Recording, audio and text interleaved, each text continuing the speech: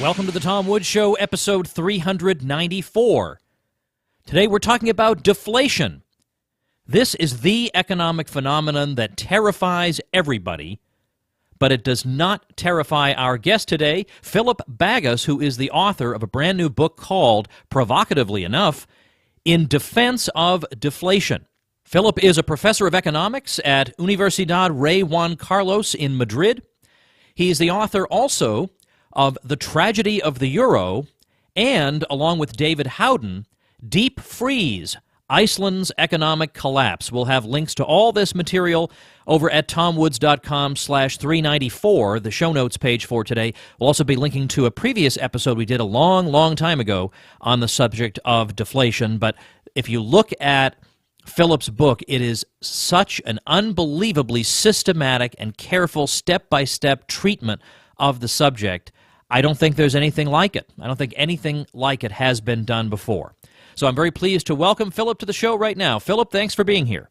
Hello, Tom. Good to hear you. I'm very pleased to see this book. I've actually made a video about one of your other books, The Tragedy of the Euro, but here, now that I have my own show, I want to devote a show to this topic. That's a very provocative title you have, In Defense of Deflation. You are going up against the entire economic establishment, including some free market economists, right? Yes, unfortunately, deflation has a very bad press. I want to talk about why that is a little bit later, because you do speculate as to where all the hysteria against deflation is coming from. You begin by looking at different definitions of deflation, theories of deflation. These are all very important, but given our limited time today, I want to talk about primarily the causes of deflation, and I think of the four that you list, the first two might be the most important for a lay audience, or am I wrong? Yes, probably. Yeah. So growth deflation and cash building deflation. Growth deflation, I think that is, that's the easiest form for people to understand is benign. Yes. And there even some of the mainstream economists, not the Keynesians, but some of the mainstream economists say, yes, growth deflation is good and can be allowed. No, growth deflation is simply when there are productivity increases and more goods and services are produced, and as a consequence, prices fall. No? So this is actually how our economies should look like. No? That when people save more, invest in capital goods, there's free competition, everyone gets richer by just the increase in productivity and prices fall, something that should be natural and something that was more or less natural in the 19th century. We had growth deflation in most of the Western world, so no problem at all. There was high economic growth and high price deflation at the same time. Actually, one caused the other. No, economic growth caused the price deflation. But today we are not accustomed to this anymore because we live in a world of never-ending inflation. But if we weren't, if we didn't have central banks engaging in monetary inflation, we would observe falling prices, not just in electronics, but we would observe them across the board the way we saw in the Western world in the 19th century and into the 20th century. Yes. If we would be on a gold standard, it must not even be a full 100% gold standard. I mean, in the 19th century, it was not a 100% gold standard. But then the money supply, if gold would only be money, the stock of gold is increasing between 1% and 2% per year. And then if we have economic growth of 3% per year, then more or less we can say on the long run that prices fall 1% per year, and people would get accustomed to it and anticipate that. It would make many things much easier.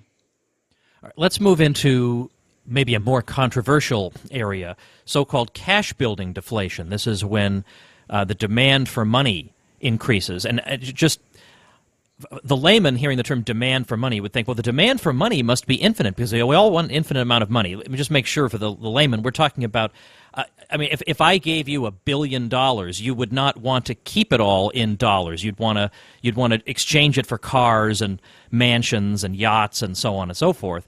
That's what we're talking about, money demand. And when money demand increases and people are holding onto their money, this pushes prices down. And we're told in many cases that this is a bad thing, that there needs to be some policy to reverse the effects of this, or otherwise there will be all kinds of economic problems. First of all, what is the scenario?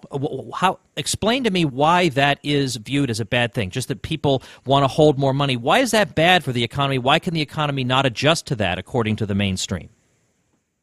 It's easier for the layman to, if you translate the demand cash building like hoarding, no? And because when we hear the word hoarding, we think, oh, yeah, hoarding is bad. Why? Because people don't spend their money, so companies don't sell their products, so they have to fire their workers, and the workers demand even less, and we are in the downward spiral because of this cash building or hoarding. I mean, hoarding is already like a value judgment that this is something bad, no? So yeah, this is the mainstream argument against cash building. So what's the flaw in that thinking? This is a type of argument that, speaking of the layman, would, I think, resonate with the average person. Well, sure, because in fact we're told that when people go out and spend a lot of money at Christmas time, this is a great thing for the economy. When people go out and spend their money on consumer goods, they are helping the economy. So that's why I think they're inclined to think that when people cease to spend so much money on consumer goods, this must be bad for the economy. Yeah. For one, we should ask. We could ask that later. Also, is why people start doing this. No, maybe they think there will be a natural catastrophe. There's higher uncertainty. Maybe there's a war, and therefore people spend less, hold their money together, which may make sense, not to be totally illiquid in such situations. No? But when the flaw in the argument is that when people want a higher real cash balance, because it's about higher real cash balance, they start to buy or sell faster their goods and services at lower prices, and then the prices adjust. The prices fall and people have a higher real cash balance. This does not necessarily affect production, because the cash building can stem from less investments and less consumer spending. You can spend your income on investing, buying factors of production, investing in production facilities, or from investing in consumer goods, buying consumer goods. So if you reduce this spending, it depends what you reduce more. If you reduce both in the same way, there's no effects on the structure of production. If, for example, people reduce relatively the consumer spending and more is invested in the capital goods sector, then there's economic growth, and it's actually good for the economy, because this means that entrepreneurs have more purchasing power and can use the goods that have not been consumed in order to stay more complex, more productive production processes, and the economy can grow. In the past, we've talked on this show about the problem of sticky prices, that if people are, as they sometimes say, hoarding money, that this is the prices should fall, but they don't fall as fast as they ought to, according to the critics. And as a result, they get stuck, and the stickiness of the prices leads to discoordination and unemployment and problems related to that. How do you answer the sticky price issue? Yeah, as a company, you have your costs and your selling proceeds, and if your costs fall as fast as your revenues, your real profit situation remains the same. So the sticky price argument argues that the costs, for some reason, cannot fall as fast as the revenues. I mean, in principle, they could fall even faster, and during a price deflation, the profit situation may increase. No, if my costs fall much faster than my selling proceeds, my real profits increase. So what do they argue that the costs cannot fall as fast, and it may be that through government intervention, some prices cannot fall. For example, through minimum wage laws, wages are not allowed to fall, and this will cause unemployment. And this is, of course, true. This is, of course, true when prices are not allowed to fall, then there will be unemployed resources. In this case, however, the cause of the unemployment is not the price deflation, but exactly the opposite. It's the government that does not allow prices to fall. In what way is government keeping prices from falling? Yeah, just by minimum prices, like minimum wage laws, that a price, you're not allowed to settle for a price below a minimum. That is one reason, but there are also other reasons that through subsidies or through some subsidies, prices are not allowed to fall. All right, let's go on ahead to the section where you talk about different myths concerning deflation. You have 5 of them. One of them is that deflation leads necessarily to mass unemployment. Now, that would be related to what we've already talked about, I suppose. But give the quick answer to that. First of all, why would it lead to mass unemployment? Because if people are, I understand the theory by which hoarding could lead to mass unemployment. The thinking there is that if I'm not spending on consumer goods, then apparently the economy is only consumer goods, so everybody will be unemployed. But the mere fact of falling prices in and of itself, why does that necessarily lead to mass unemployment, according to the critics? Yeah, because of the sticky price argument. They argue that wages are sticky, you cannot adjust them. But yet there you have to think that the workers, when we settle for a working contract, we are also making an anticipation of how the purchasing power of the money that we will receive will develop. So we can anticipate a price deflation, so we can take this into account when we settle for our wages. We may be right, we may be wrong, and according to that we may have profit or losses. But that's no problem, and we can always recontract the contract if we see that the company gets into problems. If you have agreed to keep the wage for 5 years for a certain amount, and then the company gets into troubles, then they can renegotiate the contract. That's no problem. What is the myth that deflation leads to an arbitrary and unfair redistribution? What is that myth? Yeah, it just says that in a price deflation, creditors are benefiting, because the real burden of the debt is increasing. It gets more difficult to pay back the nominal settled debts, and the creditor gets the money back in the ever higher purchasing power. Okay, so let me just make sure everybody's following here. If I have borrowed money, I borrowed $100, and now because of falling prices, that $100 is now really worth $200 in terms of the goods I could get. So when I go to repay the 100, I'm in effect repaying 200. So the burden on me has grown, and this is why we often hear complaints that debtors suffer very much under deflation and creditors do very well, and this is a reason, prima facie reason, to be opposed to deflation. Exactly. The question is, of course, what caused the prices to fall? Was it voluntary interaction of people? Was it a price deflation or a cash building deflation? Or was it a fiat deflation? We haven't talked about where the government, for example, just confiscates, for example, money. then I would say it would be unjust, but the unjust thing is the confiscation. If it's just the result of voluntary interaction in the marketplace, one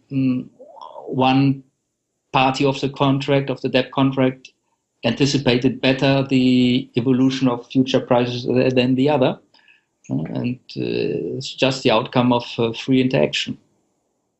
But if creditors are benefited in deflation in general, why is it that the whole financial sector is so deathly afraid of deflation? Like, banks don't want deflation, contrary to popular belief. They don't want wouldn't it be because, first of all, people can't pay their debts in that situation? They don't want a lot of defaults. Right. You gave the answer. They are afraid, of course, of such a deflationary spiral that could lead to mass defaults, and then, I mean, in our financial system today, just a spark of uncertainty can lead to huge problems, and like dominoes, it all collapsing. So they need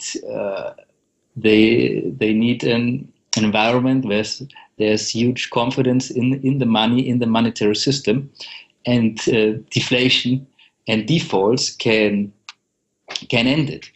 And of course, they are against deflation because they want inflation, because they profit from inflation, because they are inflating. They produce the new money that is used to combat deflation. So they are interested in combating deflation by producing more money, what they do themselves, what is their most profitable business.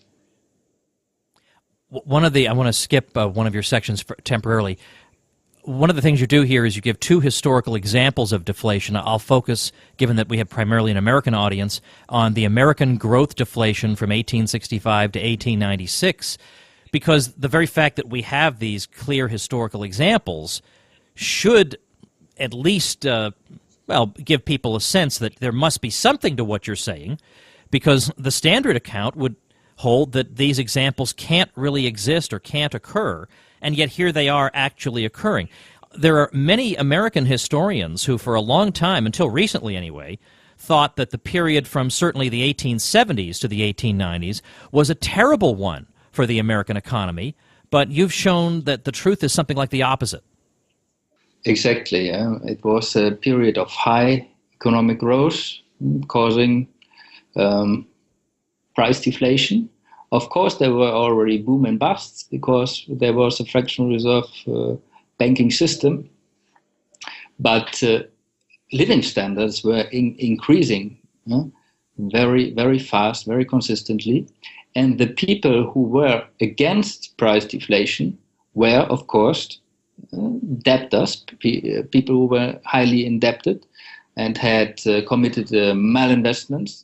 They wanted to be bailed out of this situation by more inflation. So they wanted, for example, they thought that the silver supply would increase faster than the gold supply, so they wanted to switch to a silver standard, or they wanted to issue unbacked greenbacks to counter this situation. And around these people interested in inflation, theories developed arguing that deflation was the worst thing imaginable, while the reality was exactly the opposite. Living standards were constantly rising, productivity was increasing, there was high economic growth. I want to let listeners know that we covered deflation on this show quite a while ago. I don't remember exactly when. And that episode will have a lot of the points that we don't have time to get into in this episode, so it should be thought of as a supplement to this one. So tomwoods.com/394 is where we've got all the links to you and your work and this book and your other books, and also to the previous episode in which we talked about this. Now, I'm looking here at the different theories you have for why there is this fanatical, it really is fanatical, this opposition to falling prices and the dire warnings that we hear from all sectors. And you've got a bunch of different possible reasons for the hysteria. The one that I've talked about a little bit is the third one you have here, deflationary redistribution and its opposition. There are influential institutions that get hurt by deflation, whether it's the government or the financial sector in one way or another that gets hurt. And since they get hurt disproportionately and they happen to have the ear of the media, we hear them constantly. But inflation, which hurts so many ordinary people, we hear very, very muted criticisms of inflation. So can you say something about this? Yes, this is exactly right what you say. In inflation, the common guy, so to speak, suffers, and maybe not so much because the burden is spread over many shoulders, over everyone. Every money user is suffering a little bit, while in a deflation the losses may be more concentrated on the debtors that have usually high debts, and the default, of course, of a company is much more visible and noticeable than the loss in purchasing power of many people. And of course these debtors that are highly leveraged, that took advantage of our monetary system by indebting themselves, they have much more power than the typical Joe that that loses in purchasing power. So this is the financial industry, that are banks. The biggest debt, of course, in our economy is the government, which is always against deflation, always in favor of inflating their debts away, and also highly leveraged companies. No? And they are, of course, very strong lobbying groups. And they, of course, make huge advertisements in the media, and it's not very surprising that there's such a deflation phobia all around us when banks, the Federal Reserve, the economists, the government, the public university professors, they all have an interest, indirectly at least, to be against deflation. Another of these theoretical causes for why people oppose falling prices is the relationship that people believe exists between deflation and recession. And there may indeed be a relationship between deflation and recession, but it's not the relationship most people believe exists. Can you explain this?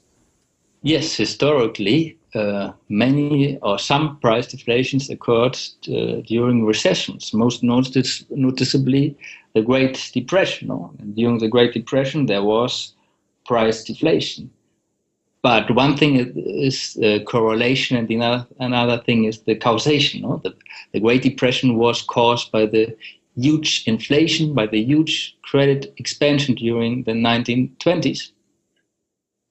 And then the recession, of course, there was bank credit deflation and prices came back, fell down. But this was not the cause of the recession, but just the consequences of the artificial boom that occurred before. And the falling prices actually were beneficial. They liquidated some malinvestments faster. They spurred savings. They led to higher savings, and in a recession we need higher savings.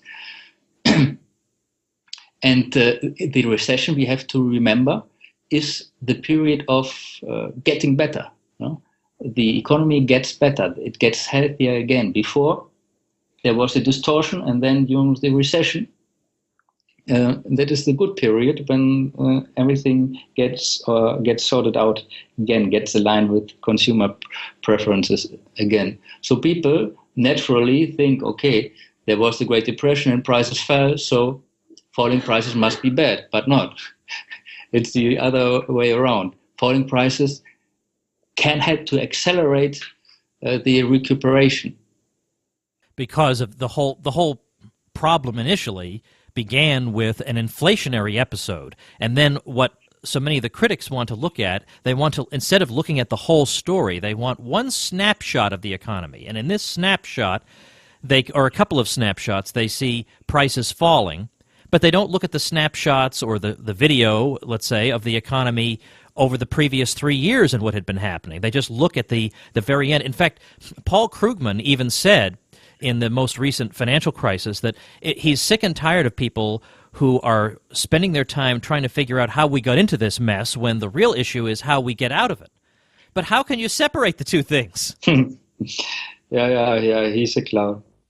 Yeah, that is indeed right. Well, listen, before you and I started talking on the air here, so to speak, I told you that I had never seen such a systematic economic and historical discussion of the subject of deflation before, and I asked if you were familiar with any comparable book, and you said no, that's the reason you wrote this one, which makes perfect sense. So I will encourage people to check it out. Of course, if you are a college student and you can check it out at your university library, that would be easiest, because I think we owe it to the listeners to tell them that unlike your other books, this one is unfortunately priced for academic libraries, if we may put it that way. It's totally correct. Unfortunately, I must say. Unfortunately. That is true, but perhaps in the future there'll be a paperback or an electronic edition or something, but certainly they should read your work on deflation, because it is so iconoclastic and so important, and to my mind, very persuasive. I appreciate your time today. The show notes page linking to all this will be tomwoods.com/394, and I hope we'll be able to talk to you again in the future. Thanks, Philip. You are welcome, Tom. And that is the show for today. Make sure and check out tomwoods.com/394 for more information. Of course, check out libertyclassroom.com, which is where you can learn real economics, the kind they didn't teach you in school, but the kind we all should have learned, plus history and other fun subjects taught by professors you can trust. libertyclassroom.com, coupon code SHOW in all caps gets you 30% off. Thanks for listening, everybody. We'll see you tomorrow. The Tom Woods Show.